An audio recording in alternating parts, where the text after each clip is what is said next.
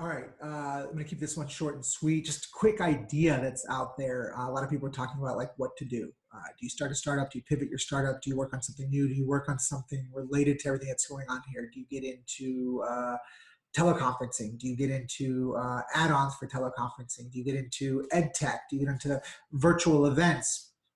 All sort of what I'll call cliche ideas because everyone's having those ideas, and I generally don't want to think where everyone else is thinking. I think you use that as an opportunity to figure out the gaps and where everyone is not thinking and think about that.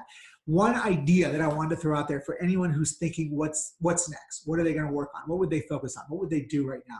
Don't focus on the thing that everyone else is focused on.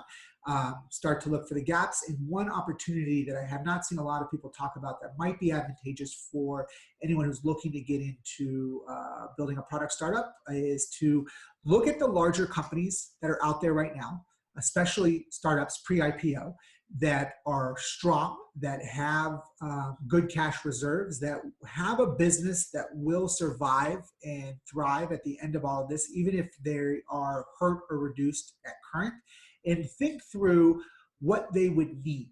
What would accelerate them that would be on their product roadmap, but has now either been deprioritized because of a reduction in staff, because of potential layoffs or furloughs, or just the fact that other features have taken precedent in that company. And go build that.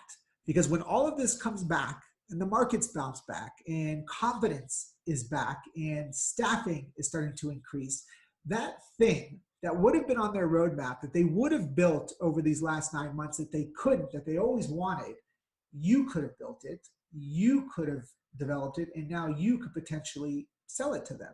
I'm not going to go through all of the ideas and all the companies that you could do, but one tactic that we've always talked about, and I say we, my close group of entrepreneurial friends who have these crazy ideas, is talk to sales folks. Now, I would talk to the ones who are being laid off right now. I would talk to the ones who are furloughed right now. Sales folks are getting hit the hardest, but talk to the sales folks, the ones that have been at a company for 2 or 3 years. That way that you know that they're pretty good. They've survived previous rounds of layoffs. They've been there long enough that they've shown their value.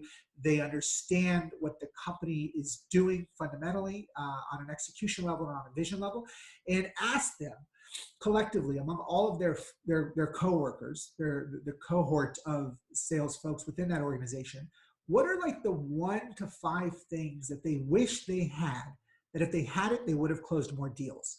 Now, if you can pinpoint those things, and it's something that the entire company has agreed on, the entire company has said, yes, we wish we had this, but that thing is what I'll always call the least most important thing.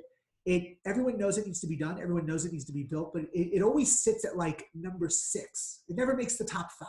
So 5 things get built, then something new jumps onto the list, and this other thing sits at number 6 perpetually. It never moves up in its slot because once something above it comes off, something more important got added to it. So it's the least most important thing, and it never gets done. Figure out what that is, build that, solve a problem, and then find a potential acquirer. And then what I would say is, from a safety net perspective, don't look at one company in one vertical. Try to figure out what the commonality is between maybe 4 or 5 different companies that would need something, so that way you're not just relying on potentially one acquirer. But it's an interesting thought piece. Just thought I would throw it out there, just a different way to creatively get your mind around everything that's going here. If you're thinking about pivoting, if you're thinking about, I have a team, I want to keep them working, I have a capital, I don't know if I should keep working on the thing that I'm working on. Or if you're ready to start working on something new and you're thinking, what do I do during all of this mess?